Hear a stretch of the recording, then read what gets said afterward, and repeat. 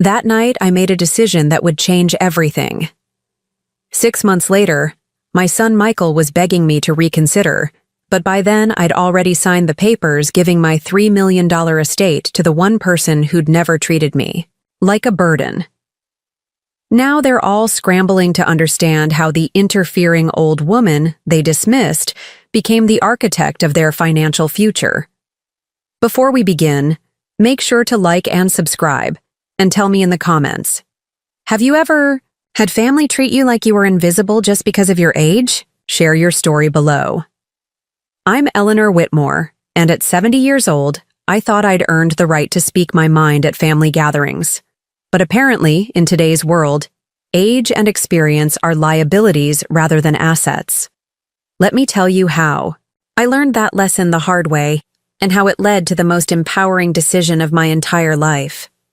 My story begins 45 years ago, when I was a 25-year-old newlywed with dreams of a simple life as a wife and mother. I'd married Robert Whitmore, a good man who worked as a foreman at the Riverside manufacturing plant, and we'd settled into a modest 2-bedroom house in what was then the working-class neighborhood of Rosewood Hills. I'd planned to be a stay-at-home mother, maybe help with Robert's family's small bookkeeping business when the children were older.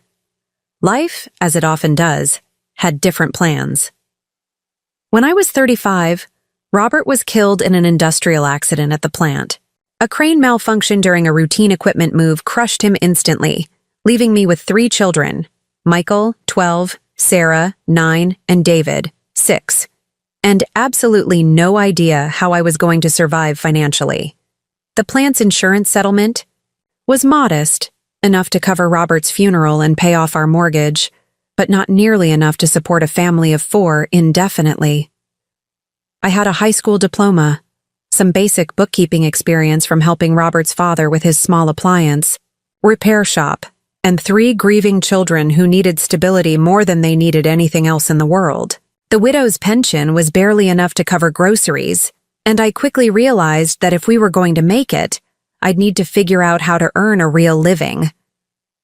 That's when I discovered I had a talent for numbers and an intuitive understanding of how money worked. I started by offering bookkeeping services to small businesses around Rosewood Hills, the corner grocery store, the local auto repair shop, a small restaurant that was struggling to track their expenses. I charged modest fees because I was learning as much as I was helping, but word spread quickly that Eleanor Whitmore could organize financial chaos and help small business owners understand where their money was actually going. Within 2 years, I had enough clients to support my family. Within 5 years, I'd earned my CPA certification through night school while the kids did homework at the kitchen table beside me. By the time Michael graduated high school, I'd established Whitmore and Associates as one of the most trusted accounting firms in our growing suburb. The business grew because I understood something that many accountants didn't. Small business. Owners and middle-class families needed more than just tax preparation and bookkeeping. They needed someone who could explain financial concepts in plain English, who could help them plan for their children's education and their own retirement, who could guide them through major financial decisions without making them feel ignorant or overwhelmed. I became known as the accountant who actually cared about her client's success rather than just collecting fees. When the Hendersons wanted to buy their first house, I spent hours helping them understand mortgage terms and create a realistic budget. When Maria Santos needed to expand her catering business, I helped her develop a business plan and secure financing. When the Patels were planning for their daughter's medical school expenses, I created an investment strategy that made their dreams achievable. My client list grew to include not just individuals and small businesses, but affluent families who needed comprehensive financial planning and portfolio management. I learned about stocks, bonds, real estate investment, tax strategies, and wealth preservation techniques. I studied market trends, analyzed investment opportunities, and developed expertise that allowed me to help my clients build and protect substantial assets. More importantly, I practiced what I preached. Every dollar I earned was carefully managed, invested, and allocated according to the same principles I taught my clients. I bought rental properties in up-and-coming neighborhoods, diversified my investment portfolio, and built multiple income streams that provided security for my family and growing wealth for our future. The small house in Rosewood Hills where Robert and I had started our marriage became the foundation of a real estate portfolio. As the neighborhood gentrified and property values increased, I purchased additional rental properties, renovated them carefully, and attracted quality tenants who provided steady monthly income. I bought stocks in companies I understood, bonds that provided steady returns, and mutual funds that offered growth potential with managed risk. By the time I turned 50, Whitmore and Associates was managing portfolios for dozens of wealthy families, and my personal net worth had reached the seven-figure range. By 60, I owned my home outright, had significant holdings in rental real estate, and maintained investment accounts that generated more annual income than most people earned from full-time employment. When I finally retired at 65, my estate was valued at just over $3 million. The beautiful Colonial in Rosewood Hills, now an upscale neighborhood, was worth $800,000. My rental properties generated $15,000 monthly in passive income. My investment portfolio was worth $1.8 million. I had $400,000 in cash savings and precious metals as insurance against economic uncertainty. I'd built this wealth not through inheritance or luck, but through 40 years of careful planning, intelligent decision-making, and the kind of financial discipline that comes from knowing what it's like to wonder how you'll feed your children. Every investment decision had been researched, every major purchase carefully considered, every financial strategy tested against my personal experience and professional expertise. This wasn't money I'd stumbled into or married into.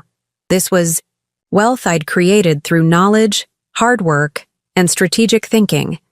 And I'd done it all while raising 3 children as a single mother, attending their school events, helping with homework, and making sure they had every opportunity I could provide. Michael, Sarah, and David had grown up watching me build this success. They'd seen me studying for my CPA exam at the kitchen table after working all day. They'd helped me prepare client tax returns during busy seasons. They'd celebrated with me when I bought each new rental property, when major clients signed long-term contracts, when investment returns exceeded expectations. More importantly, they'd benefited from my financial expertise throughout their lives. When Michael wanted to buy his first car, I helped him understand loan terms and negotiate a fair deal. When Sarah chose her college, I guided her through financial aid applications and scholarship opportunities. When David started his own family, I helped him and Lisa understand mortgage options and create a budget that allowed Lisa to stay home with their children. I'd paid for their college educations without them accumulating debt.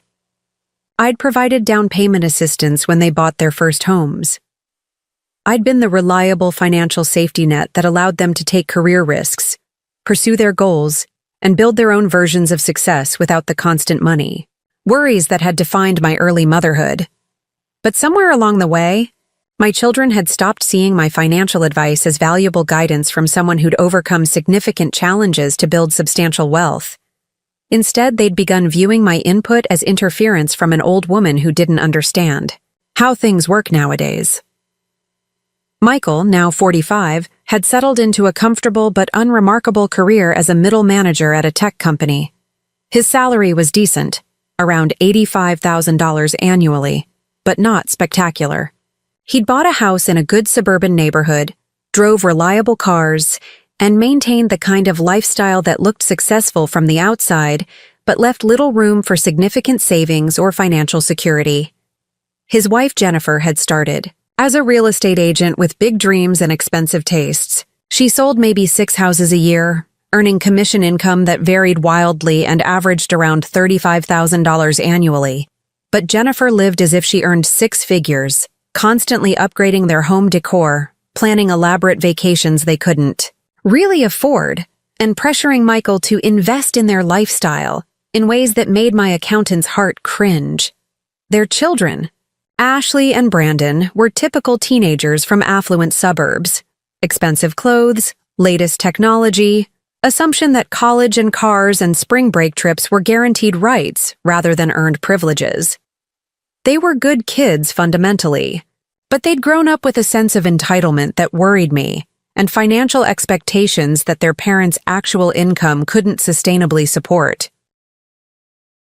Sarah had moved to Portland for her career in environmental consulting and was doing well financially, but she'd also absorbed some ideas about work-life balance and authentic living that sometimes translated into judgment about my generation's focus on financial security and wealth building. She was single, owned a condo, had reasonable savings, and generally made sound financial decisions, but she'd also developed a tendency to view discussions about money as somehow materialistic or unseemly. David had made the most traditional choices, married his college girlfriend Lisa, worked steadily as an engineer, bought a house in a family-friendly neighborhood, and focused on providing for his two young children, Emma, 4, and Jacob, 2. Financially, David and Lisa were the most stable of my children, but they also lived paycheck to paycheck despite decent dual incomes because they prioritized current comfort over long-term wealth building. What frustrated me wasn't their life choices. I was proud of all 3 of my children and the adults they'd become. What frustrated me was their increasing dismissiveness of the financial wisdom I'd gained through decades of helping families build and preserve wealth. When I suggested strategies that could help them achieve their goals more effectively, I was being controlling. When I offered to share knowledge that could save them money or increase their security, I was interfering in their business. The irony was painful. They were happy to accept my financial help when they needed it, but they resented my financial advice when it might actually prevent them from needing help in the first place. When Michael's transmission failed, he'd called me for the $3,500 repair bill without hesitation. When Jennifer wanted granite countertops, she'd hinted about the cost until I offered to contribute to their kitchen renovation. When Ashley needed a laptop for school, Grandma Eleanor's credit card was suddenly very important. But suggest that maybe they should establish an emergency fund before planning their next vacation? Mom, we don't need lectures about money management. Mention that Jennifer's spending habits might be creating financial stress? Eleanor, every generation has different values about work and lifestyle. Offer to help them understand investment, options that could secure their children's college funds. We've got this handled, and we don't need input from someone who doesn't understand modern financial planning. The cognitive dissonance was staggering. I was simultaneously the generous mother whose financial help they appreciated, and the outdated nuisance whose financial expertise they dismissed.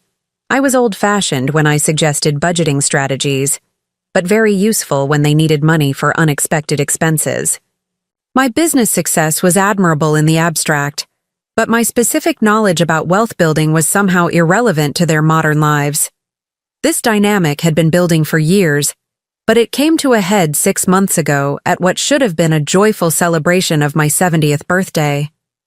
I'd planned a dinner at Chez Laurent, one of the finest restaurants in our area, because I wanted to mark this milestone with the people I loved most.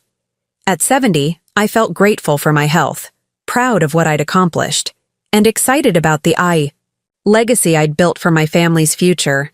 I'd invited all 3 of my children and their families. Sarah had flown in from Portland, which meant a lot to me since cross-country travel wasn't easy for her budget. David and Lisa were driving up with little Emma and Jacob, despite the challenge of managing toddlers in a fancy restaurant.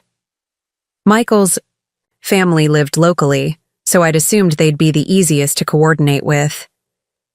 The evening started with small disappointments that should have warned me about bigger problems ahead. Michael and Jennifer arrived 25 minutes late without calling to explain the delay.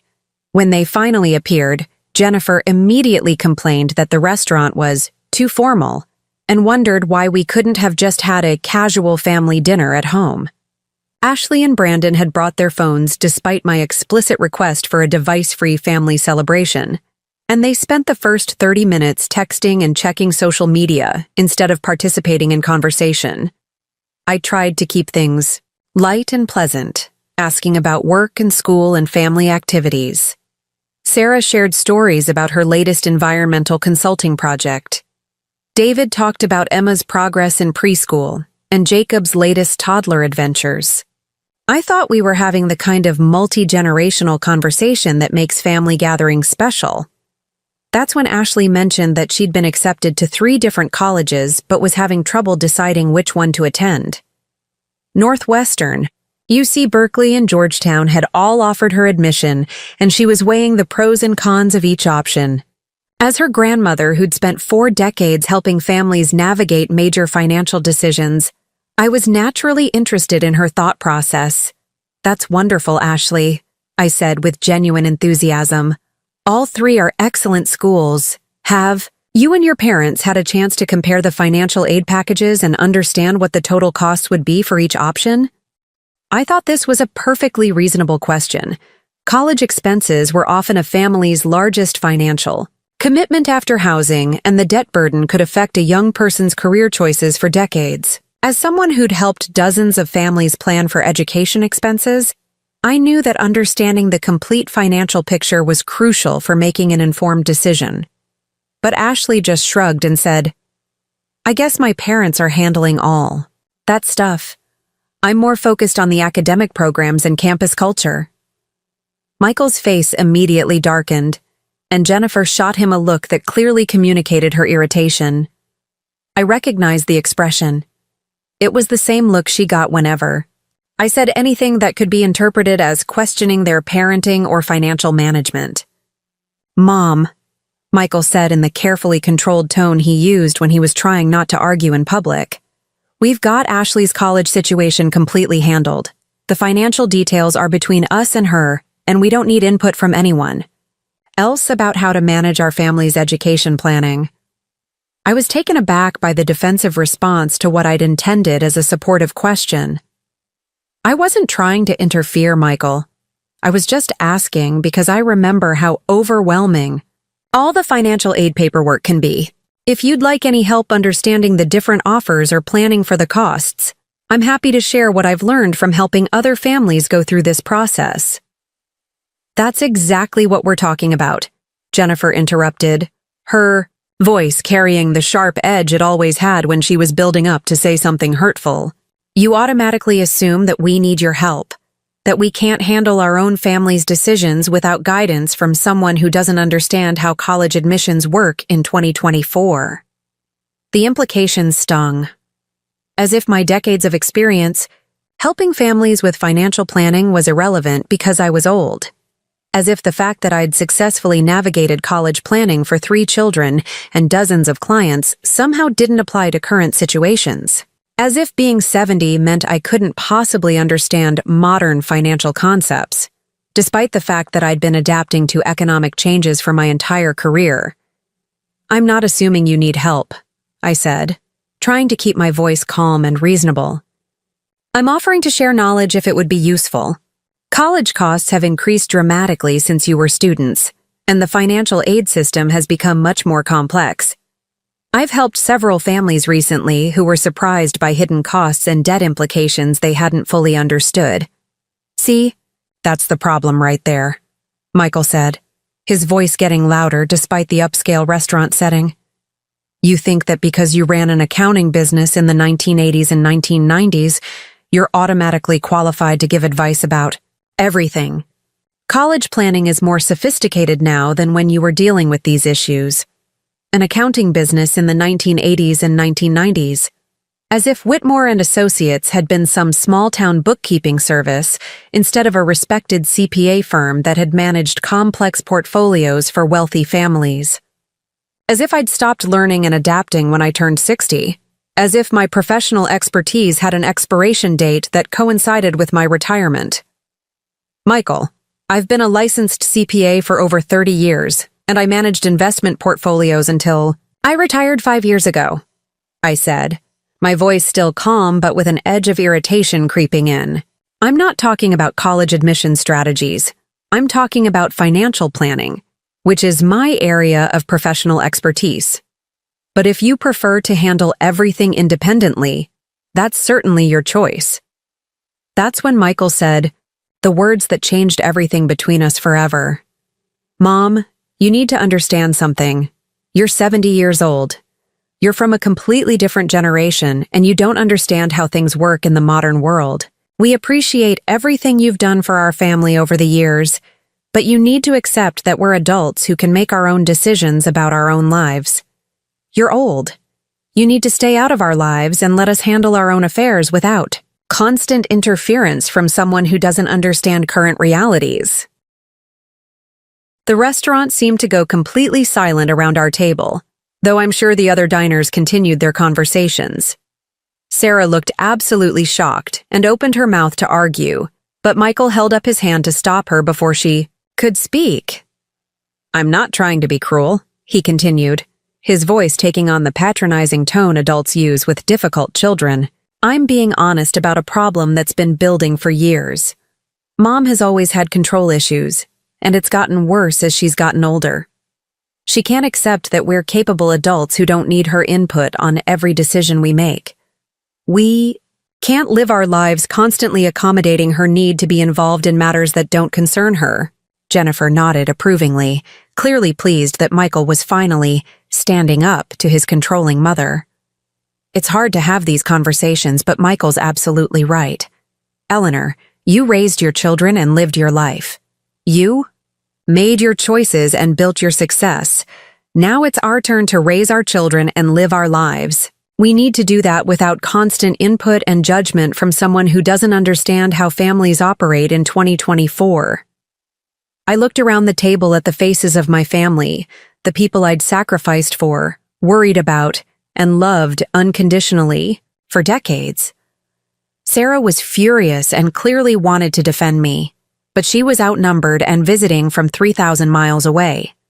David looked deeply uncomfortable, but wasn't going to challenge his older brother in public, especially with his small children present. Ashley and Brandon were still staring at their phones, probably embarrassed by the adult conflict, but not invested enough to engage with it.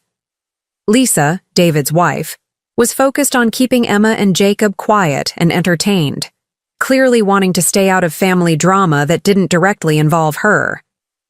The little ones were the only people at the table who seemed genuinely happy to be there, completely oblivious to the tension surrounding them. But it was the expression on Michael's face that broke my heart completely. Not anger or frustration, which I could have understood and argued with. Instead, I saw cold, calculated dismissal. He'd made a conscious decision that his mother's opinions, experience, and feelings were inconvenient obstacles to his preferred way of living. I wasn't a person deserving of respect or consideration. I was a problem to be managed and contained. The woman who'd worked 2 jobs to pay for his college education was now too old to understand modern financial planning. The mother who'd built a successful business from nothing was somehow unqualified to offer guidance about wealth building. The grandmother who'd provided financial safety nets for his entire adult life was being told that her knowledge and experience were unwanted burdens. You know what, Michael? I said quietly, my voice steady despite the crushing pain in my chest. You're absolutely right. You are adults, and you can certainly handle your own affairs without any input from me. I apologize for offering unwanted advice and for assuming that my experience might be valuable to people I care about. I placed my napkin carefully on the table, stood up slowly, and looked at each of them one final time. Thank you all for coming to my birthday dinner. I hope you enjoy the rest of your evening, and I hope everything works out exactly as you've planned. Then I walked out of Chez Laurent with as much dignity as I could manage, got into my car, and drove home to my empty house in Rosewood Hills. I sat in my kitchen, the same kitchen where I'd studied for my CPA exam while my children did homework, where I'd planned investment strategies that built our family's wealth, where I'd celebrated every milestone and worried through every challenge of their growing up years. And for the first time since Robert's death 45 years earlier, I felt completely alone. But I wasn't alone, I realized. There was someone who'd never made me feel like a burden, never dismissed my opinions as irrelevant, never treated my age as a disqualification for having valuable thoughts and feelings. Someone who'd been trying to tell me for months that I deserved better treatment than I was accepting from people who took my love for granted. I walked to my address book and found the phone number I'd been meaning to call for weeks. Catherine Rodriguez, my nurse, had become much more than a healthcare provider over the past 2 years. She'd become the daughter I'd always wanted, attentive, respectful, genuinely interested in my stories and advice, consistently kind in ways that reminded me what it felt like to be valued rather than tolerated. Catherine had been encouraging me to reconsider my relationship with my family for months, gently pointing out that people who truly loved me wouldn't consistently dismiss my feelings and expertise. She'd been urging me to think about what I really wanted my legacy to be, and whether leaving my wealth to people who didn't respect my wisdom was the best way to honor the work I'd done to build that wealth. That night, I called Catherine and asked if she'd like to have coffee the following morning. I told her I had some important decisions to make about my future, and I wanted to discuss them with someone who actually valued my judgment and cared about my well-being. Michael thought he was establishing boundaries and asserting his independence. Instead, he'd shown me exactly where my own boundaries needed to be drawn. He'd made it clear that my love and support were welcome, but my opinions and experience were not. He'd demonstrated that he saw me as a convenient resource rather than a respected family member, and he'd given me the clarity I needed to make the most important financial decision of my life. Because if my own son could dismiss me as too old to understand modern realities, maybe it was time for him to learn some very old-fashioned lessons about consequences, respect, and the difference between entitled expectations and earned inheritance. The next morning, I woke up in my empty house with a clarity I hadn't felt in years. The pain from Michael's words was still there, sharp and immediate, but underneath it was something I hadn't experienced since Robert's death 45 years ago. The absolute certainty that my life was about to change in ways I couldn't yet imagine. I made coffee in the kitchen where I'd raised 3 children, managed a business, and built a fortune, and I called Catherine Rodriguez at exactly 8 a.m. Catherine had been my nurse for 2 years, but calling her my nurse barely captured the relationship we'd developed. She was so much more than a healthcare provider. She'd become my confidant, my advisor, and the closest thing to a daughter I'd ever had. "Mrs. Whitmore," Catherine answered on the second ring, her voice carrying the warmth that had drawn me to her from our very first meeting. "How was your birthday dinner last night? I've been thinking about you." The fact that she remembered and cared enough to ask brought tears to my eyes immediately. When had anyone in my family last asked how I was feeling about something that mattered to me? When had Michael or Jennifer ever shown genuine interest in my emotional well-being rather than just my financial utility? "Catherine, could you come over for coffee this morning?" I asked, my voice steadier than I felt. "I need to talk to someone I trust about some important decisions, and you're the only person I know who actually listens to what I have to say." "Of course," she said immediately. "I'll be there in an hour. Are you all right? You sound different." "I'm more all right than I've been in years," I said, surprising myself with the truth of that statement. "I'll explain everything when you get here." While I waited for Catherine, I sat in my living room looking at the family photos that covered every surface. Graduations, weddings, holidays, birthdays spanning decades. Michael's high school graduation, where I'd cried with pride as he walked across the stage as valedictorian. Sarah's wedding in Portland, where I'd flown out to help with planning despite the expense. David's children taking their first steps, learning to ride bikes, celebrating Christmas mornings with the grandmother who spoiled them with thoughtful gifts and unlimited attention. In every photo, I was smiling, engaged, present for every milestone that mattered to them. But looking at those images now, I realized that none of them captured moments where my children were focused on my happiness, my achievements, my milestones. The photos told the story of a woman whose entire identity had been built around supporting other people's dreams, while her own worth was measured by her usefulness to their lives. When Catherine arrived, she took one look at my face and immediately pulled me into a hug that lasted longer than any embrace I'd received from my own children in years. Catherine was 45 years old, a registered nurse with 20 years of experience in geriatric care. But more importantly, she was someone who understood that elderly patients were still complete human beings with complex emotions, valuable insights, and dignity that deserved protection. "Tell me what happened," she said, as we sat at my kitchen table with coffee and the homemade churros she'd brought, because she knew they were my favorite. I told her everything. Michael's dismissive words, Jennifer's nodding approval, the silence from the rest of my family, the crushing realization that the people I'd devoted my life to saw me as nothing more than an aging inconvenience whose opinions had expired along with my usefulness as an active parent and provider. Catherine listened without interrupting, her dark eyes growing angrier with each detail I shared. When I finished, she was quiet for a long moment before speaking. "Mrs. Whitmore," she said finally, using the formal address that somehow conveyed more respect than my own children's casual, "Mom, I have to tell you something I've been wanting to say for months. The way your family treats you is not normal, and it's not acceptable." She leaned forward, her voice carrying the authority of someone who'd spent 2 decades observing family dynamics in healthcare settings. "I work with elderly clients every day, and I see the full spectrum of how adult children relate to their aging parents.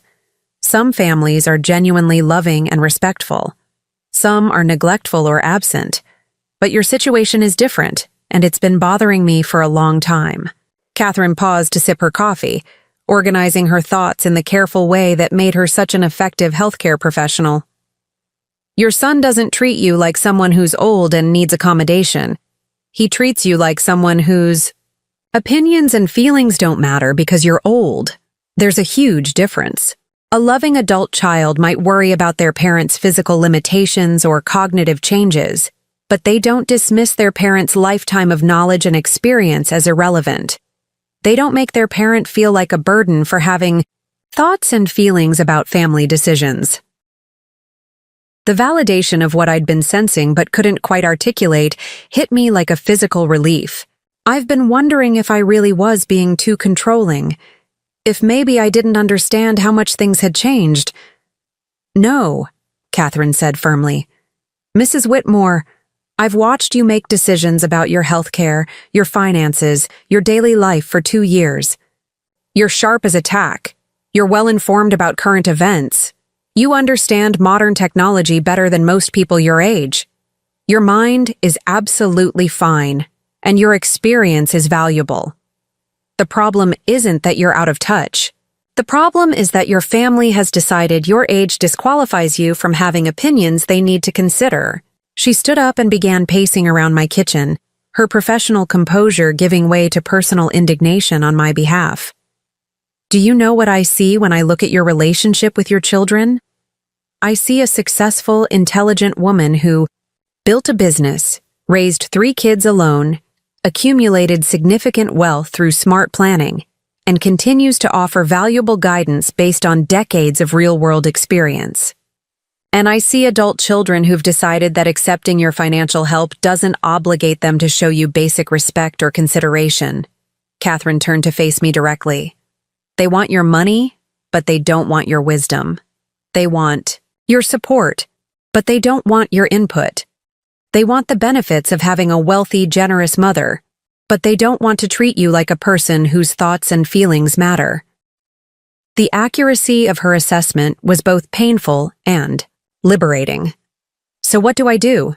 They're my children. I love them even after last night." "Loving someone doesn't mean accepting disrespectful treatment from them," Catherine said, sitting back down and taking my hands in hers. "And it doesn't mean you have to continue relationships on terms that diminish your worth as a human being." Was quiet for a moment, then looked at me with an intensity I'd never seen from her before. "Mrs. Whitmore, can I tell you something personal? something I've never shared with a client before? I nodded, curious about this shift in our conversation. My mother died 3 years ago. She was 78, and she spent the last 10 years of her life apologizing for existing. My siblings treated her like a burden, complained about having to help. With her care, made her feel guilty for needing assistance with things that became difficult as she aged. She had money, not as much as you, but enough to be comfortable, and they spent her final years making her feel like every dollar she spent on herself was money she was stealing from their inheritance. Catherine's voice grew thick with emotion. She died believing she was a problem that her children were stuck dealing with. She never got to enjoy the wealth she'd worked her whole life to accumulate because she felt guilty about spending money her kids thought belonged to them. She never got to speak her mind about family decisions because they'd trained her to believe her opinions were unwelcome burdens. Tears were running down Catherine's face now, and I found myself crying as well. For her mother, for myself, for all the elderly women who'd been taught that aging meant accepting diminishment. I became a geriatric nurse because of her, Catherine continued, because I wanted to help other older women maintain their dignity and autonomy in ways my mother never could. And Mrs. Whitmore, watching your family treat you the way they do, it breaks my heart because you're everything my mother could have been if she'd had the strength to demand better treatment. What are you saying I should do? I asked, though I was beginning to understand where this conversation was leading. Catherine took a deep breath and looked me directly in the eyes. I'm saying you have power you're not using. You have options you're not considering. And you have the right to make decisions about your life and your legacy based on who actually values and respects you, not just who happens to share your DNA. She stood up again and walked to my kitchen window, looking out at the gardens I'd maintained for 30 years. You know what I've learned in 20 years of healthcare?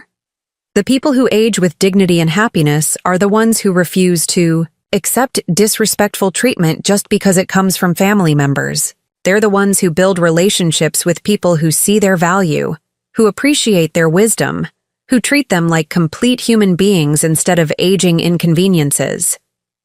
Catherine turned back to me with a slight smile that I'd never seen before, not her professional, caring nurse smile, but something more personal and strategic. Mrs. Whitmore, you told me once that you have no debt, significant liquid assets, and an estate worth over $3 million. Is that correct? Yes, I said, wondering where she was going with this. And this estate is currently set to be inherited by your 3 children? That's right. Equal thirds, with additional provisions for the grandchildren's education. Catherine nodded thoughtfully.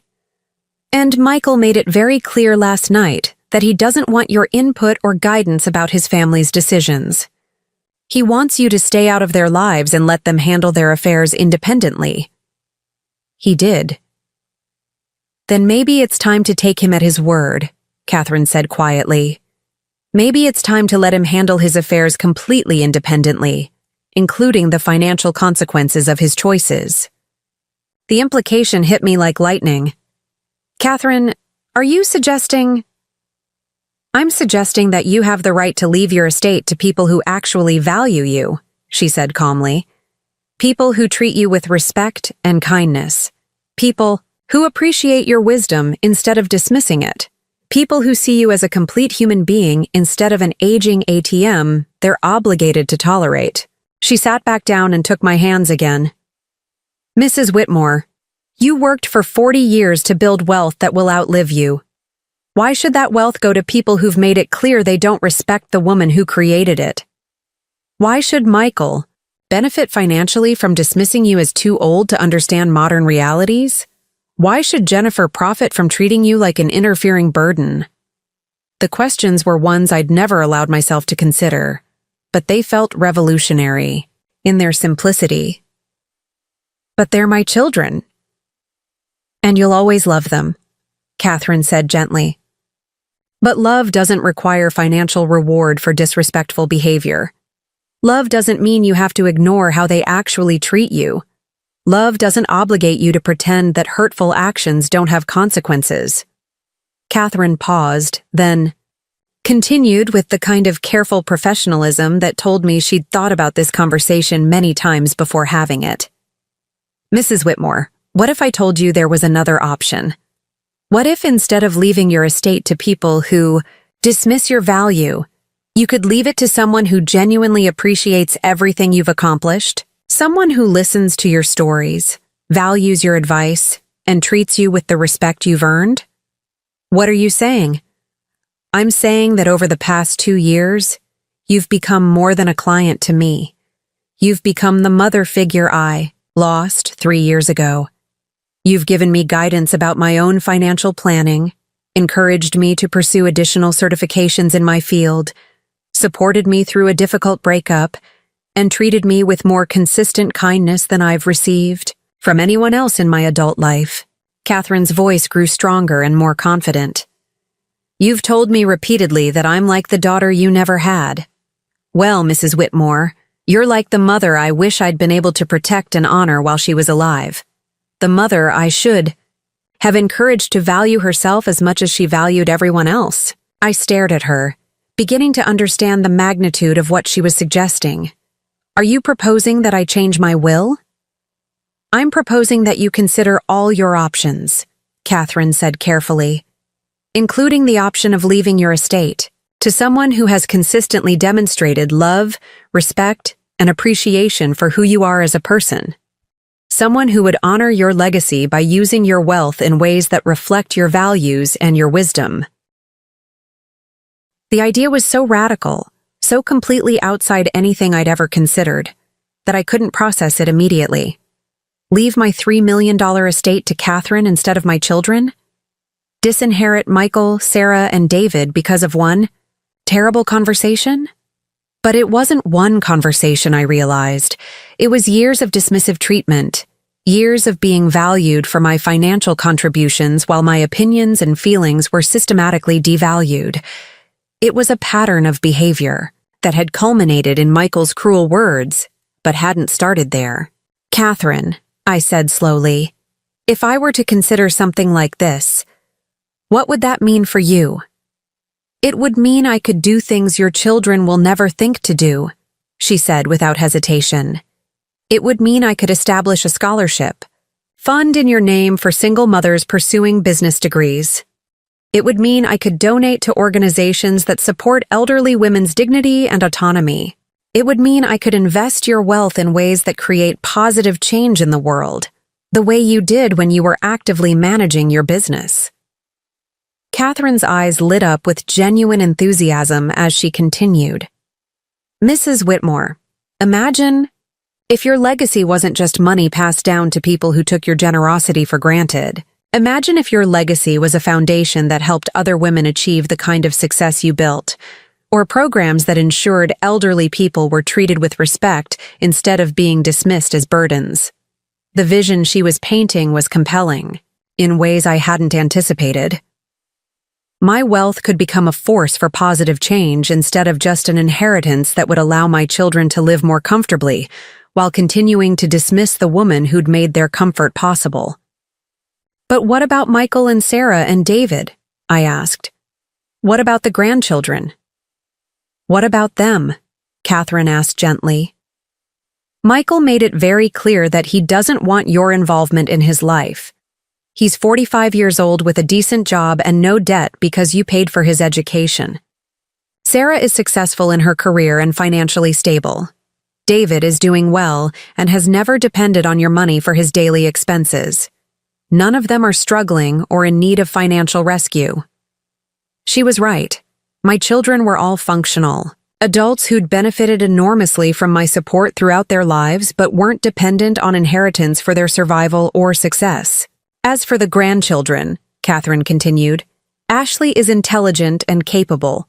She'll succeed in college and career based on her own efforts, not because she inherited money she didn't earn. Brandon will learn the value of work and achievement, instead of expecting financial rewards simply for existing. Emma and Jacob will grow up understanding that love and money are separate things, and that respect must be earned rather than assumed. The more Catherine talked, the more sense her perspective made. You're saying that leaving them money might actually be harmful? I'm saying that giving people money they haven't earned for accomplishments they haven't achieved can rob them of the motivation to develop their own strength and character, Catherine said. Your children have become comfortable dismissing you, partly because they know your love comes with financial benefits, regardless of how they treat you. Removing those benefits might teach them to value relationships for intrinsic rather than financial reasons. We talked for 3 more hours, exploring every aspect of what such a dramatic change would mean. Catherine shared stories from her healthcare experience about families that had been destroyed by inheritance conflicts, and families that had been strengthened by elderly relatives who'd made unconventional but wise decisions about their legacies.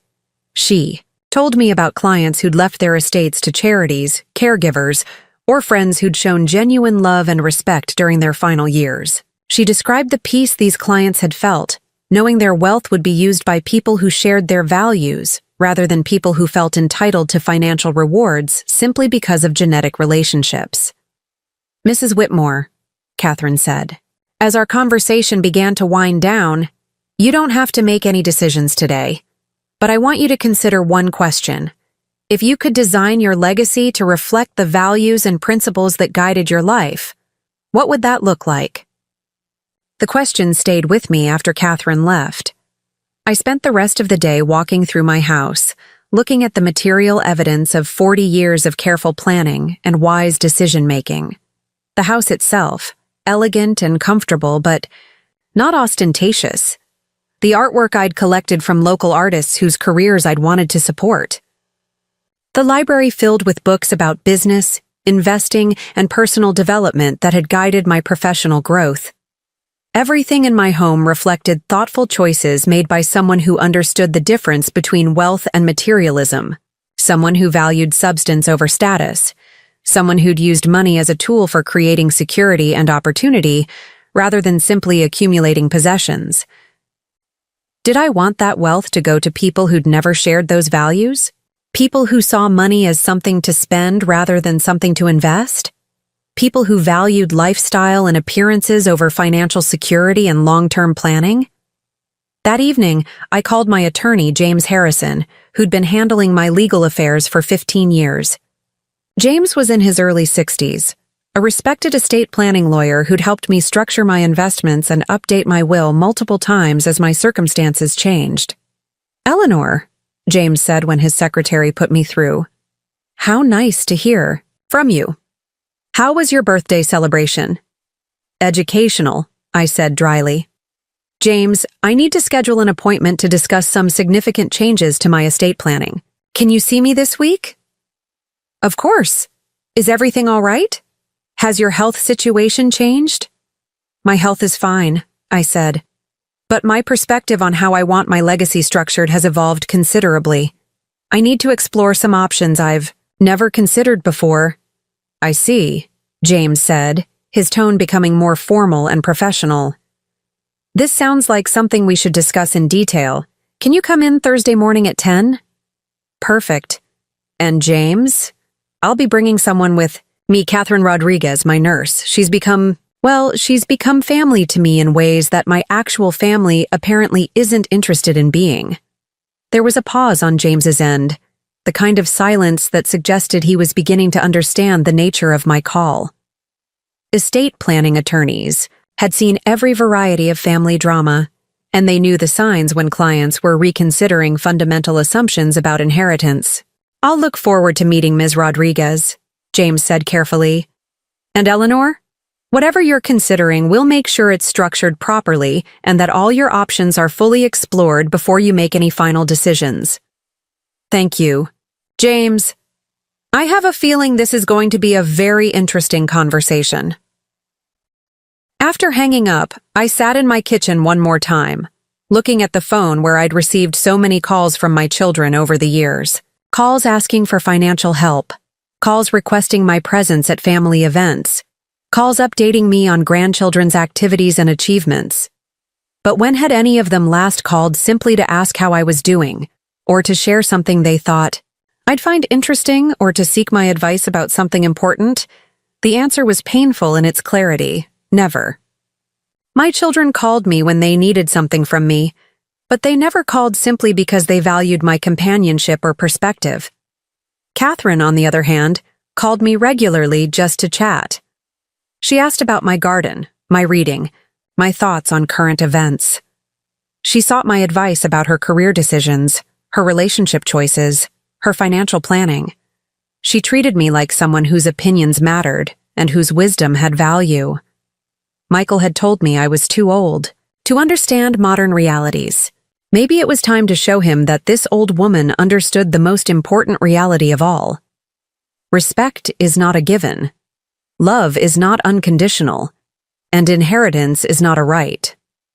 Maybe it was time to teach my family that actions have consequences, even when those actions are words spoken in anger and dismissed as unimportant. Maybe it was time to ensure that my legacy reflected my values rather than just my DNA. Thursday morning couldn't come soon enough. Thursday morning arrived with the kind of crisp autumn air that made everything feel possible. I dressed carefully for my appointment with James Harrison, a navy blue suit that conveyed the seriousness of a woman making important decisions about millions of dollars, paired with the pearl necklace Robert had given me for our 10th anniversary. I wanted to look like someone whose judgment should be respected, not someone whose age made her vulnerable to poor decision-making. Catherine arrived at my house at 9:30, looking equally professional in a charcoal gray dress and blazer that emphasized her role as a healthcare professional rather than just a companion. She carried a leather portfolio that, I would soon learn, contained documentation that would prove crucial to our conversation with James. "Are you ready for this?" Catherine asked as we drove toward downtown Millbrook, where James Harrison's law firm occupied the top 2 floors of the historic Merchants Building. "I'm ready to explore options," I said carefully. "I'm ready to understand what's possible and what the consequences would be. Whether I'm ready to actually implement dramatic changes, we'll see what James has to say."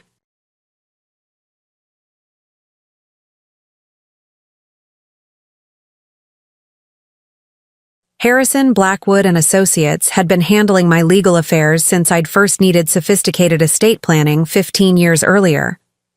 James Harrison was a partner in his early 60s who specialized in complex estate planning for high net worth individuals. He'd seen every variety of family drama, inheritance dispute, and unconventional bequest decision that wealthy families could produce.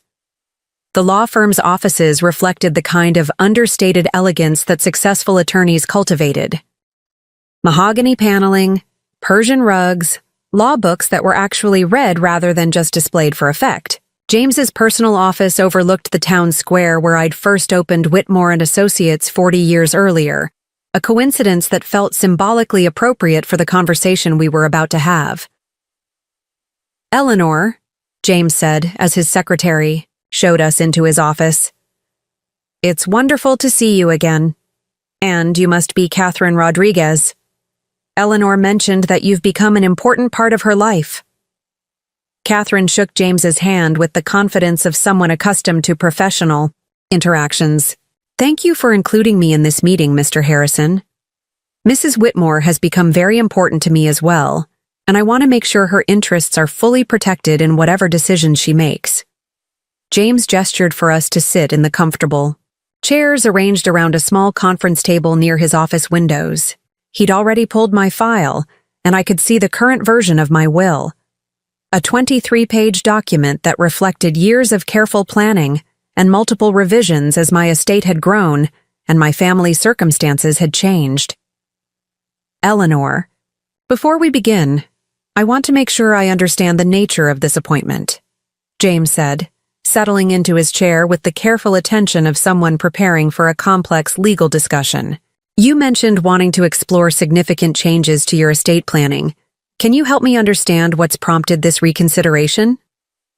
I took a deep breath and told James everything: the pattern of dismissive treatment from my children, the escalating conflicts over my attempts to offer financial guidance, the devastating conversation at my birthday dinner when Michael had explicitly told me I was too old to have opinions worth considering about family decisions, James listened without interrupting, occasionally making notes, his expression growing, more serious as I described the dynamics that had led me to question whether my current estate plan reflected my actual values and relationships. "I see," James said when I finished. "And Catherine, what's your perspective on this situation?" Catherine opened her portfolio and removed several documents. "Mr. Harrison, I've been working in geriatric healthcare for 20 years, and I've seen how family dynamics around aging parents can become toxic when adult children begin viewing their parents primarily as sources of inheritance, rather than human beings deserving of respect." She handed James a letter printed on official letterhead from Riverside Medical Group, where she'd worked for the past 8 years.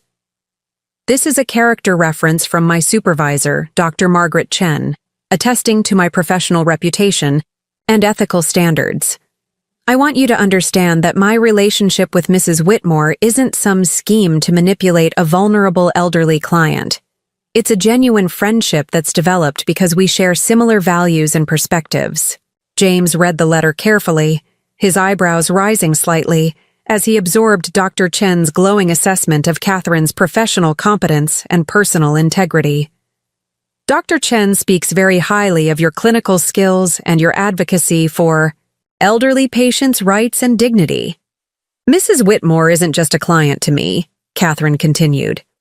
"She's become a mentor and friend who's helped me understand financial planning, encouraged my professional development, and treated me with more consistent respect and kindness than I've received from my own extended family since my mother died." Catherine handed James another document. "This is a financial statement showing my current assets and debts. I want you to understand that I'm not someone in financial distress who might be trying to take advantage of a wealthy elderly woman. I own my own home, have substantial savings, and earn a good living from my nursing practice." James studied Catherine's financial statement, and I could see him processing the information. Catherine owned a modest but well-maintained house worth about $180,000, had $85,000 in savings and retirement accounts, and carried no debt except her mortgage. She was clearly someone who managed money responsibly and lived within her means. Exactly the kind of person who could be trusted with significant financial responsibility. "Catherine, these documents suggest that you're financially stable and professionally respected," James said. "But I need to ask directly, are you encouraging Mrs. Whitmore to change her will in ways that would benefit you financially?" "Yes," Catherine said without hesitation, "but not for the reasons you might assume." The directness of her answer surprised both James and me. I'd expected her to be more diplomatic in addressing the obvious question about her motivations. "Let me explain," Catherine continued. "Mrs. Whitmore's current will leaves her estate to 3 adult children who have made it clear that they don't respect her wisdom, don't value her opinions, and see her primarily as a source of financial support rather than a person whose thoughts and feelings matter. They want her money, but they don't want her guidance. They accept her generosity, but they dismiss her expertise." Catherine leaned forward, her voice carrying the passion of someone speaking about a cause she truly believed in. "I'm encouraging Mrs. Whitmore to consider leaving her estate to someone who actually values her as a complete human being. Someone who listens to her advice, respects her experience, and treats her with the dignity she's earned through 40 years of building wealth and raising children and contributing to her community." James nodded slowly. "And you believe you're that person?" "I know I am," Catherine said with quiet confidence. "Over the past 2 years, Mrs. Whitmore has become the mother figure I lost when my own mother died.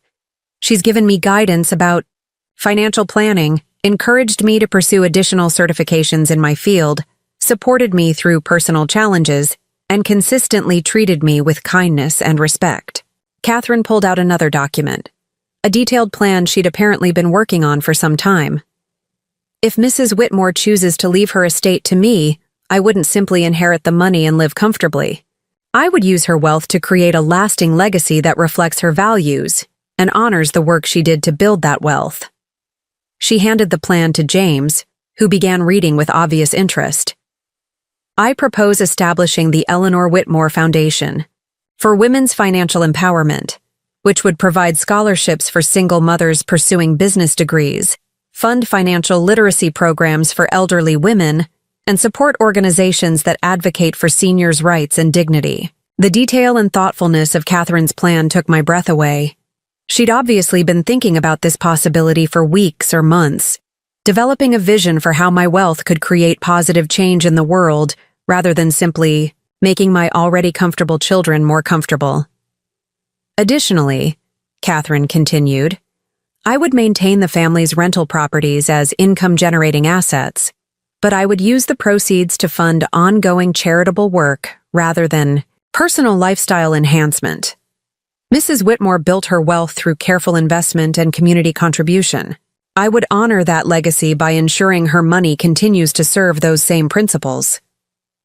James was quiet for several minutes, reading through Catherine's detailed proposal. When he finally looked up, his expression had shifted from professional caution to genuine interest. Catherine, this is quite impressive, he said.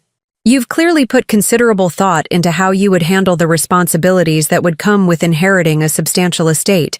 But Eleanor, I need to make sure you understand the implications of what you're considering.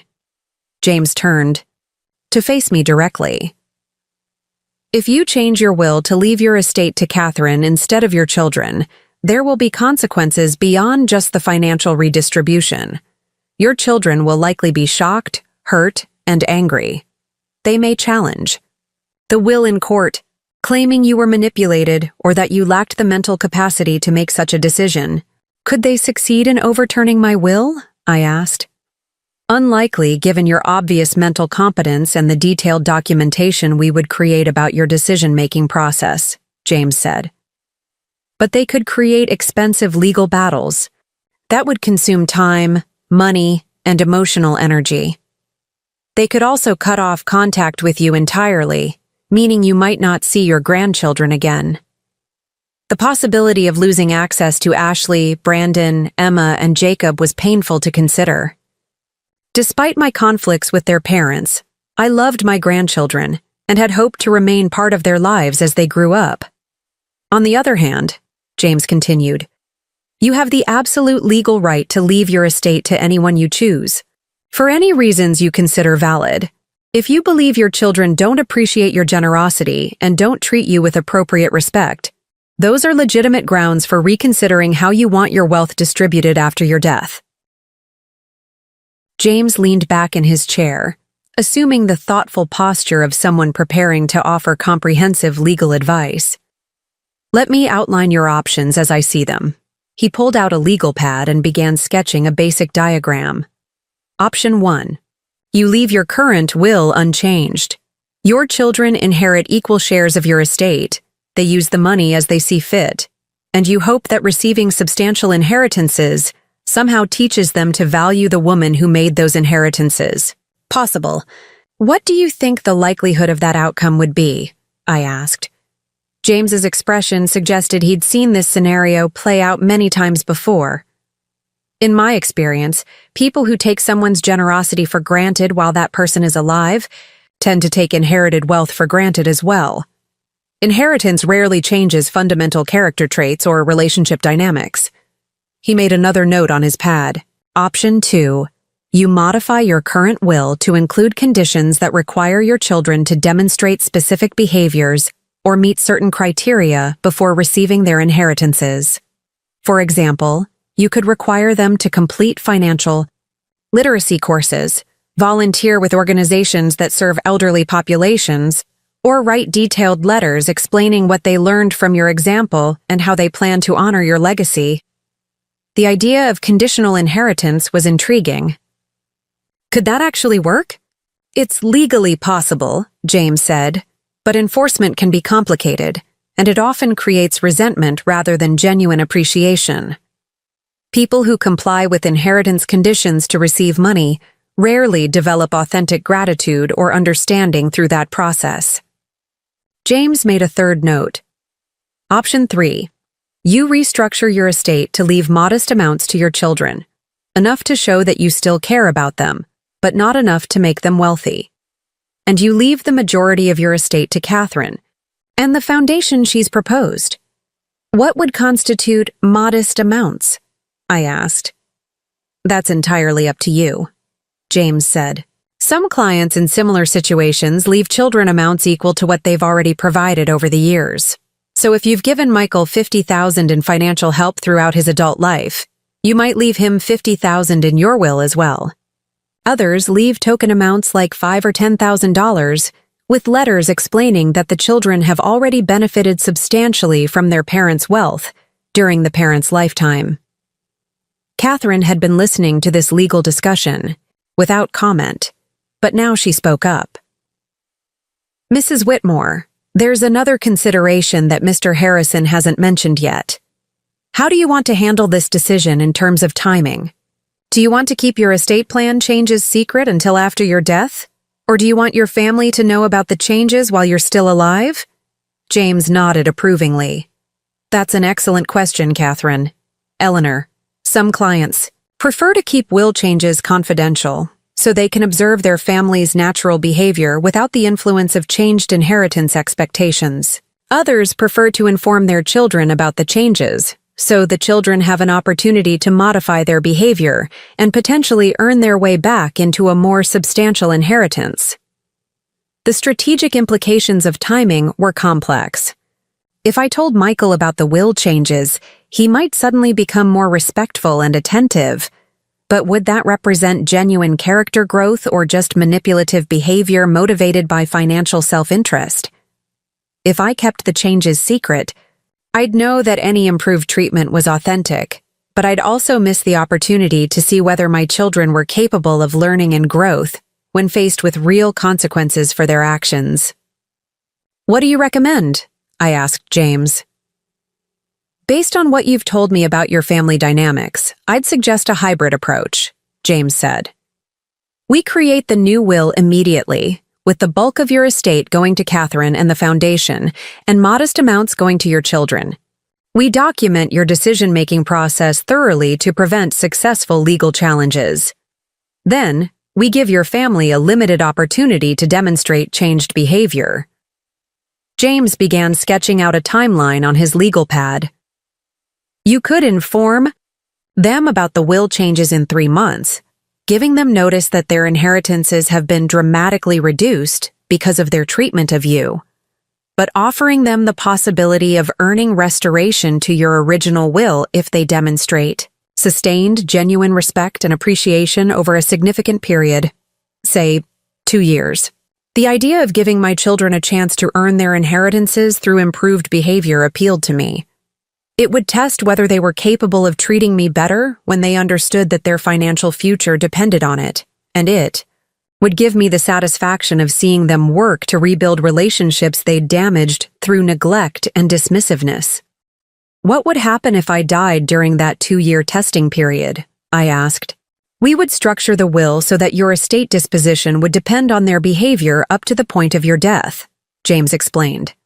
If they'd demonstrated sustained improvement, they could inherit according to your original intentions. If they continued treating you poorly, Catherine would inherit as planned.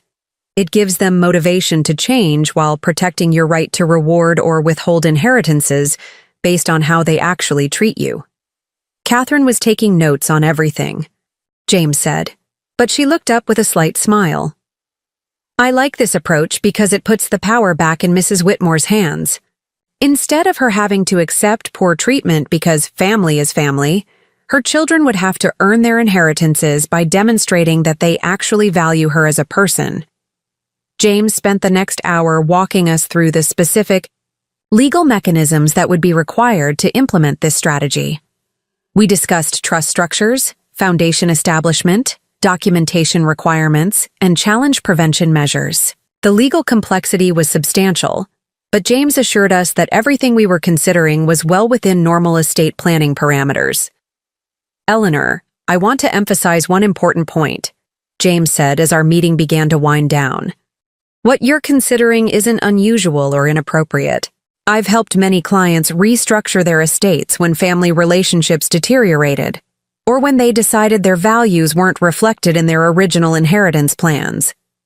The law explicitly recognizes your right to distribute your wealth according to your own judgment about who deserves to benefit from what you've worked to create.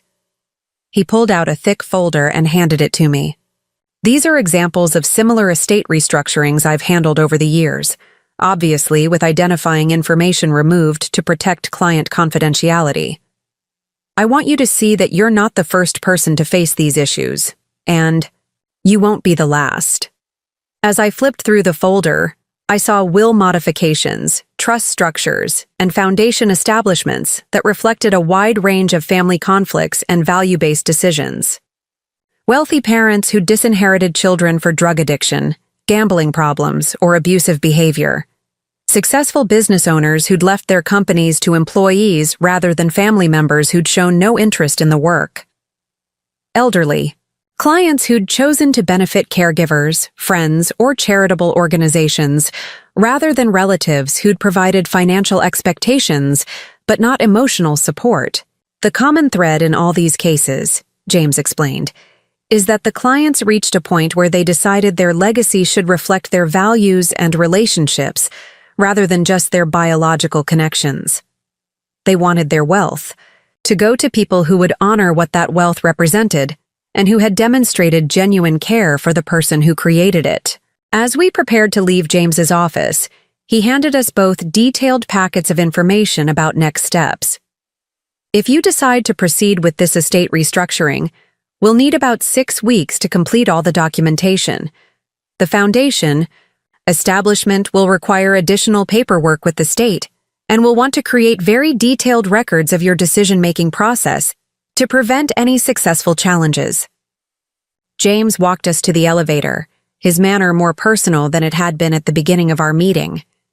Eleanor, I've been practicing estate law for 30 years, and I've seen the full spectrum of family dynamics around inheritance. What you're considering takes courage, but it also takes wisdom. Sometimes the kindest thing you can do for adult children is refuse to enable their bad behavior by rewarding it financially. As Catherine and I drove back to my house, we were both quiet for several minutes, processing the magnitude of what we'd just discussed. The legal framework for completely restructuring my estate and my family's financial future was not only possible, but relatively straightforward. The emotional and relational implications were far more complex. Mrs. Whitmore, Catherine said finally, how are you feeling about everything we learned today? Empowered, I said, surprising myself with the immediate certainty of that response. For the first time in years, I feel like I have real options instead of just accepting whatever treatment my family decides to give me. Catherine nodded thoughtfully. The legal framework gives you leverage you've never had before. Instead of hoping your children will choose to treat you better, you can create incentives that make better treatment worth their while.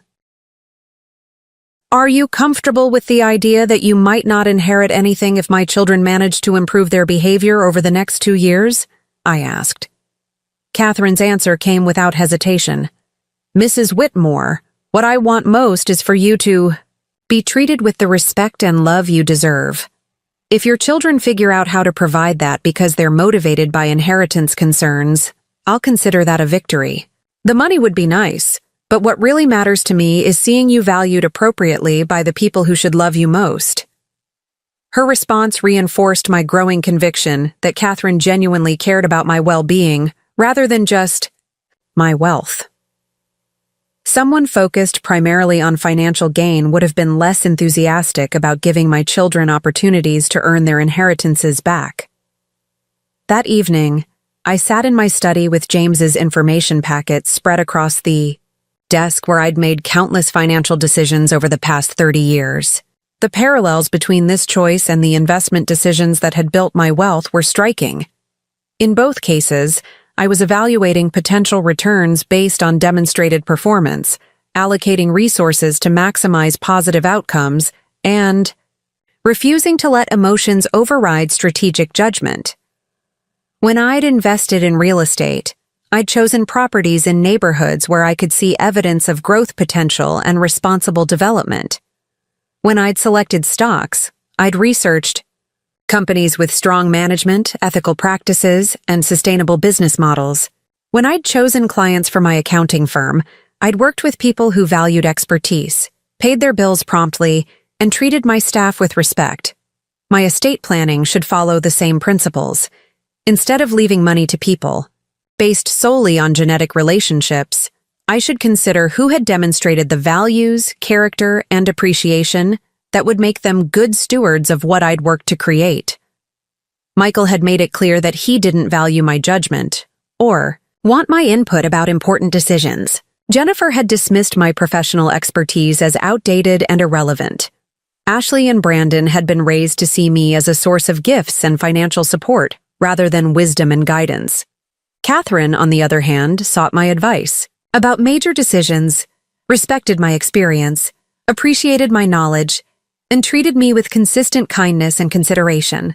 She'd developed a thoughtful plan for using my wealth to create positive change in the world, and she'd demonstrated the financial responsibility and ethical standards that suggested she could be trusted with significant resources.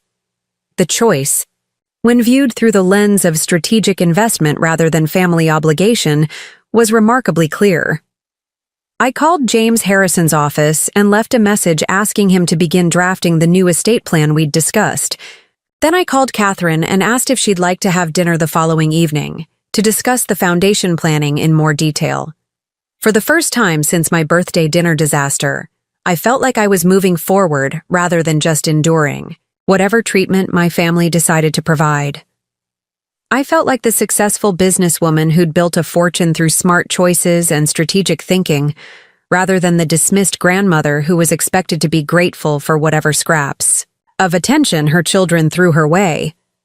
Michael had told me I was too old to understand modern realities.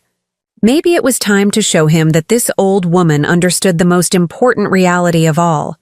Respect is something that must be earned, and inheritance is something that should be deserved. The transformation was beginning, and there would be no going back. 6 months after my disastrous birthday dinner, I stood in my living room holding 2 documents that would change my family's life forever. The first was my new will, signed just that morning in James Harrison's office, legally transferring my $3 million estate to Catherine Rodriguez and the Eleanor Whitmore Foundation for Women's Financial Empowerment. The second was a letter I'd spent 3 weeks writing and rewriting, explaining to my children exactly why their mother had chosen to disinherit them. Today was the day I would reveal what their dismissive words had cost them. The past 6 months had been the most peaceful and fulfilling period I'd experienced in years. Without the constant stress of trying to maintain relationships with people who didn't value me, I'd rediscovered parts of myself that had been buried under decades of attempting to be the perfect mother, grandmother, and family financial safety. Catherine and I had spent countless hours planning the foundation that would bear my name. We'd researched organizations that supported elderly women's rights, identified scholarship opportunities for single mothers pursuing business degrees, and developed partnerships with financial literacy programs that helped women build wealth and independence. My money would create lasting change in the lives of women who faced the same challenges I'd overcome 40 years earlier. More importantly, I'd learned what it felt like to have my opinions valued and my expertise respected. Catherine consulted me on every major decision in her life: career moves, financial planning, even dating choices. She introduced me to her friends as someone whose advice had been instrumental in her professional development. She treated me like a mentor and mother figure whose wisdom had genuine value. The contrast with my biological family had become even more stark during these months of minimal contact. Michael had called exactly 3 times, once to ask if I could help with Ashley's college application fees, once to mention that their furnace needed replacement and hint about the cost, and once to invite me to Brandon's high school graduation with less than a week's notice. Each interaction had followed the same pattern. Michael would be minimally polite while extracting whatever he needed from me, then end the conversation, as quickly as possible. No questions about my health, my activities, or my emotional well-being. No genuine interest in my thoughts or feelings about anything that didn't directly benefit his family. Sarah had called more frequently, but with the same underlying dynamic. She'd update me on her work and social life, accept my financial contribution to her vacation fund, then change the subject whenever I tried to offer perspective on her career decisions or relationship choices. I was expected to be interested in her life, while my own thoughts and experiences were treated as irrelevant background noise. David had been the most disappointing because he'd always been the most sensitive of my children. He called regularly and included me in family activities with Emma and Jacob, but he'd also made it clear that he wouldn't challenge Michael's position that I needed to stay in my lane regarding family decisions. David wanted my presence and financial support, but not my opinions or guidance. None of them had apologized for Michael's cruel words at my birthday dinner. None of them had acknowledged that telling a 70-year-old woman she was too old to have valuable opinions might have been hurtful or disrespectful. They'd all simply accepted Michael's framing that I was an interfering old woman who needed to learn appropriate boundaries. Well, today they would learn about boundaries. My boundaries. I'd arranged for all 3 of my children and their families to come for Sunday dinner, the first time I'd hosted the entire family since my birthday disaster. I'd told them I had important news to share about my future plans, and they'd all agreed to attend, probably assuming I was going to announce some kind of assisted living arrangement or healthcare decision that would affect their inheritance. Timeline. They had no idea that their inheritance had already been decided. Catherine arrived at noon to help with final preparations. She'd offered to be present when I revealed the news, both for emotional support and to answer any questions about the foundation we'd established. She looked elegant and professional in a navy blue dress that conveyed the seriousness of someone who'd just become a millionaire, though she didn't know that the final paperwork had been completed that morning. "Are you ready for this?" Catherine asked as we arranged the formal dining room for what would likely be the last family meal I'd ever host. "I've never been more ready for anything in my life," I said, and I meant it. The clarity I'd gained over the past 6 months had crystallized into absolute certainty that this was the right decision. These people have spent years treating me like a convenient resource rather than a human being deserving of respect. Today, they'll learn what that choice has cost them. We prepared a meal that reflected 40 years of family traditions. Pot roast with vegetables, homemade rolls, the green bean casserole that had been requested at every holiday gathering, apple pie made from fruit I'd grown in my own garden. It was comfort food designed to remind everyone of the decades of love and care I'd provided, making the contrast with their treatment of me even more pointed. David's family arrived first, with little Emma and Jacob rushing to hug their grandmother, while David and Lisa offered the kind of polite affection that characterized most of our recent interactions. Emma, now 5, immediately began telling me about her kindergarten activities with the enthusiasm of a child who still saw her grandmother as someone interesting and important. Jacob, 3, climbed into my lap with the unconscious trust of someone who'd never been treated as anything other than precious and valuable. The irony wasn't lost on me that the youngest family members were the only ones who still treated me with genuine affection and interest. Sarah arrived alone, having flown in from Portland specifically for this dinner. She seemed more subdued than usual, perhaps sensing that something significant was about to happen. Over the past months, I'd noticed that Sarah had begun to question the family dynamic more than her brothers, occasionally making comments about Michael's dismissive attitude or wondering aloud whether I was being treated fairly. Michael's family arrived last, 20 minutes late as usual, with Ashley complaining about having to miss some social activity for another family dinner, and Brandon clearly annoyed at being separated from his video games. Jennifer made her standard complaints about my house being too formal and wondered why we couldn't have just ordered pizza. Michael himself seemed distracted and slightly impatient, checking his phone repeatedly in the way that suggested he had somewhere else he'd rather be. The contrast between their arrival and David's family's warm greeting was stark. Emma and Jacob had rushed to me with joy and excitement. Ashley and Brandon barely acknowledged my presence, and neither Michael nor Jennifer showed any genuine pleasure at seeing me. We made small talk during dinner: Ashley's college plans, Brandon's summer, job prospects, Emma's swimming lessons, Jacob's latest vocabulary developments. I asked questions and showed interest in their activities, while noting that none of them reciprocated by asking about my life, my health, or my activities during the months since we'd last gathered. When I mentioned that Catherine and I had been spending a lot of time together, working on some exciting projects, Michael's response was telling. "That's nice, Mom. It's good that you have someone to keep you busy." Someone to keep me busy. As if my life were empty space that needed to be filled, rather than a collection of meaningful activities and relationships that I'd chosen because they brought me joy and fulfillment.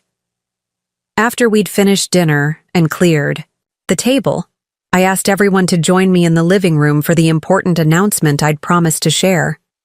Catherine excused herself to the kitchen, giving me privacy for the initial revelation while remaining close enough to join the conversation when I needed her support. "Before I begin," I said, standing in front of the fireplace where family photos chronicled decades of holidays, graduations, and celebrations, "I want all of you to know that what I'm about to tell you isn't a decision I've made lightly or quickly. It's the result of months of careful consideration about what kind of legacy I want to leave and who has demonstrated the values and character that deserve to benefit from the wealth I've spent 40 years building." The seriousness of my tone got everyone's attention. Even Ashley and Brandon looked up from their phones, sensing that something important was happening.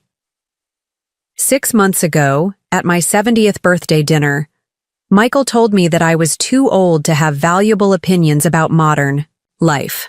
He told me I needed to stay out of your lives and stop offering guidance based on my decades of experience building a business, raising children, and managing money. Several of you agreed with him, and none of you defended me. Michael shifted uncomfortably in his chair, probably realizing that his birthday dinner comments were about to have consequences he hadn't anticipated. That conversation made me realize that while you're all happy to accept my financial help when you need it, you don't actually respect me as a person whose thoughts and feelings matter. You want my money, but you don't want my wisdom. You want my support, but you don't want my input. You want the benefits of having a wealthy mother, but you don't want to treat me with the courtesy and consideration that wealth represents. Sarah opened her mouth to speak, but I held up my hand to stop her. "I'm not finished." I walked to the side table where I'd placed my new will and Catherine's foundation documents. "I've spent the past 6 months working with my attorney and with Catherine to restructure my estate in ways that reflect my actual values and relationships, rather than just my biological connections." The room went very quiet. Even the children seemed to sense that something significant was happening. As of this morning, my will has been changed to leave the bulk of my estate, approximately $2.8 million, to Catherine Rodriguez and the Eleanor Whitmore Foundation for Women's Financial Empowerment. The silence that followed was profound. Michael's face went white, then red, as he processed what I'd just said. Jennifer's mouth fell open in shock. David looked like someone had punched him in the stomach. Sarah stared at me with an expression of disbelief and growing understanding. "Each of you will inherit exactly $15,000, I continued calmly. "Enough to show that you're still my children and that I still care about you, but not. Enough to make you wealthy based on money you've done nothing to earn and wisdom you've chosen not to value." Michael found his voice first, though it came out as more of a strangled shout than normal speech. "Mom, you can't be serious. You can't. Leave everything to some nurse you've known for 2 years instead of your own children." "I can, and I have," I said firmly. "Catherine has spent 2 years treating me with respect, valuing my advice, and demonstrating the character and values that deserve to be rewarded. You've spent the same 2 years treating me like an inconvenient obligation whose opinions don't matter because I'm old." Jennifer was sputtering with indignation. "This is insane. Eleanor, you're clearly not thinking rationally. No one gives away $3 million to someone who isn't even family. Someone who isn't even family, I repeated slowly. Catherine has been more family to me in 2 years than any of you have been in the past 5. She calls to check on me when she's not being paid to do it. She asks my advice about important decisions because she values my experience. She treats me like a human being whose thoughts and feelings matter. David finally found his voice, though it was shaky with emotion. Mom, I don't understand. We love you. We've always loved you. Love isn't just a feeling, David, I said gently. Love is how you treat people. Love is whether you show respect for their dignity and value their contributions to your life. Love is whether you defend them when they're being attacked or dismissed. I looked around the room at their shocked faces. When Michael told me I was too old to have valuable opinions, where was your love then, David? When Jennifer dismissed my professional expertise as outdated, where was your love, Sarah? When your children were taught to see me as a source of gifts rather than wisdom, where was your love, Michael? Ashley, who had been listening to this entire exchange with growing awareness, suddenly spoke up. Grandma, are you saying we don't get any inheritance because of what Dad said at your birthday dinner? I'm saying you don't get any inheritance because of how I've been treated consistently for years, I replied. Your father's words at my birthday dinner were just the final confirmation of attitudes that had been building for a long time. Brandon, finally understanding that his video game money was disappearing, joined the conversation. But Grandma, that's not fair. We didn't do anything wrong. You didn't do anything right either, I said sadly. When was the last time either of you asked me about my life, my interests, my thoughts about anything?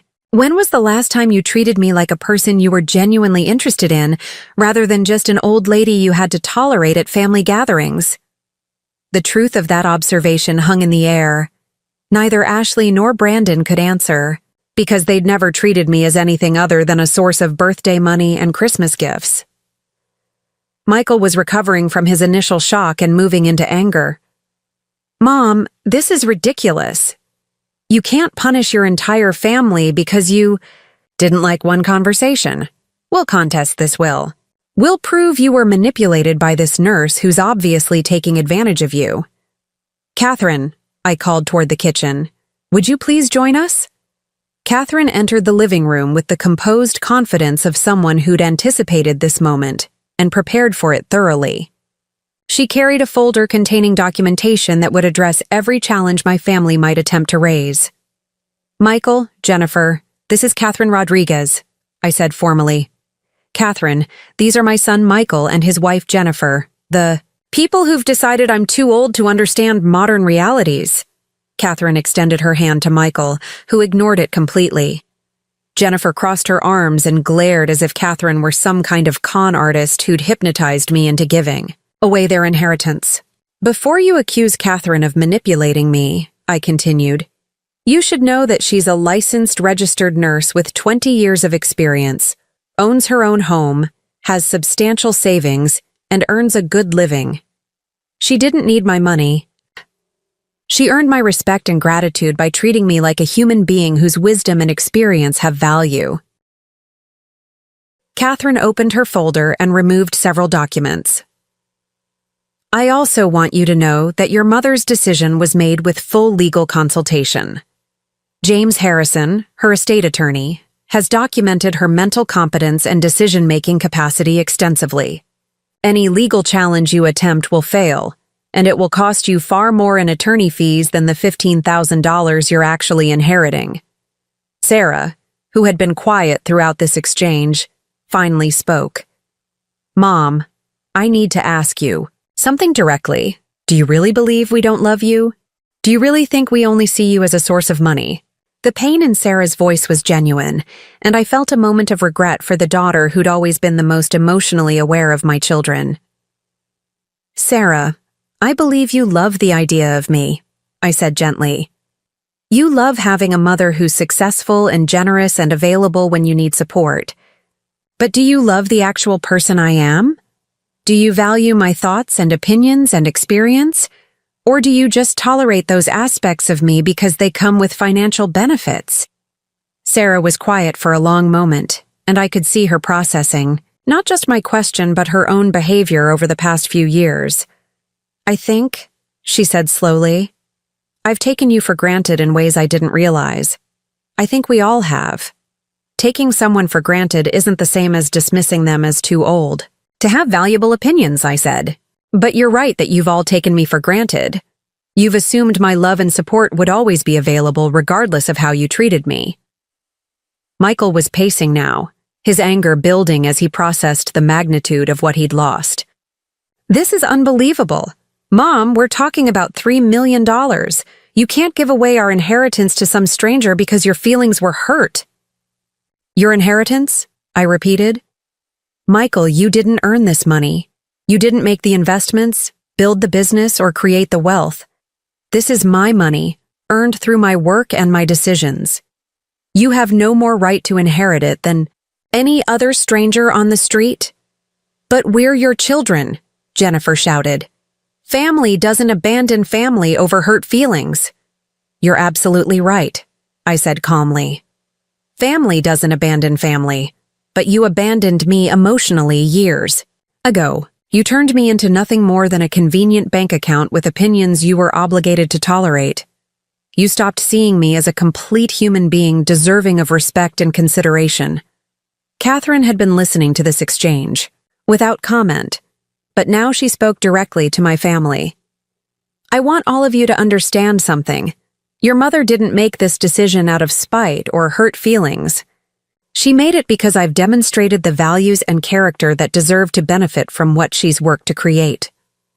Catherine pulled out the foundation documents. The Eleanor Whitmore Foundation will provide scholarships for single mothers pursuing business degrees, fund financial literacy programs for elderly women, and support organizations that advocate for seniors' rights and dignity. Your mother's wealth will create lasting change in the lives of women who face the same challenges she overcame.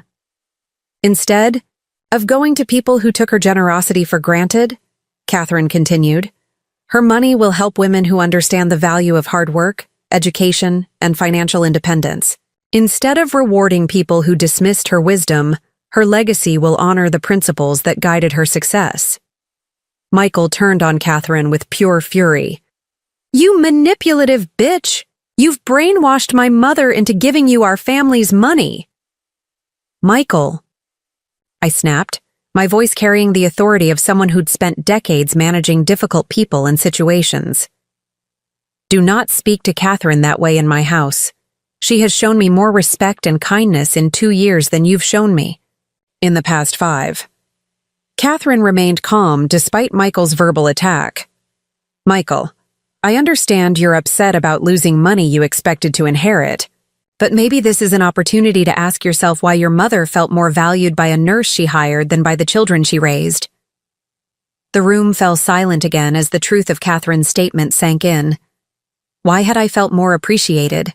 By someone I paid to provide health care than by the children I'd loved unconditionally for decades? David, who had been struggling with obvious emotional conflict throughout this conversation, finally found his voice. Mom, is there anything we can do? Any way to fix this? The vulnerability in David's question touched my heart. Of all, my children. He seemed the most genuinely distressed by what he was learning about our family dynamics rather than just angry about the money. David, the fact that you're asking that question gives me hope, I said softly. But the time for fixing this was 6 months ago, when Michael told me I was too old to have valuable opinions, and you all either agreed with him or stayed silent. I looked around the room at all of them. The time for fixing this was over the past 5 years, when you could have chosen to treat me with respect instead of taking my love and support for granted. The time for fixing this was every phone call when you could have asked about my well-being instead of just updating me on your needs. But what if we change? Ashley asked, speaking with more maturity than she'd shown all evening. What if we start treating you better? Can you change the will back? The question showed that Ashley was beginning to understand the connection between actions and consequences, which gave me some hope for her future character development. Ashley, that's a very thoughtful question, I said. But here's what you need to understand. If you start treating me better because you want to inherit my money, that's not really better treatment. That's manipulation. Real respect and love aren't conditional on financial rewards. Catherine added gently, Your grandmother deserves to be treated well because she's a person worthy of respect, not because she has money you want to inherit. The conversation continued for another hour, with various family members cycling through denial, anger, bargaining, and eventually, something approaching acceptance. Sarah was the first to acknowledge that the family's treatment of me had been problematic, followed eventually by David's admission that he should have defended me more actively over the years. Michael and Jennifer never moved beyond anger and accusations, but that didn't surprise me. They'd been the most egregious in their dismissive treatment, and they had the most to lose financially from my decision. As the evening wound down and my family prepared to leave, the dynamic in the room had fundamentally shifted. I was no longer the accommodating mother who accepted whatever treatment her children chose to provide. I was a woman who demonstrated that disrespect had consequences and that my love and support were gifts to be earned rather than entitlements to be assumed. Before you all go, I said as they gathered their things, I want you to understand one final thing. This decision isn't about punishing you.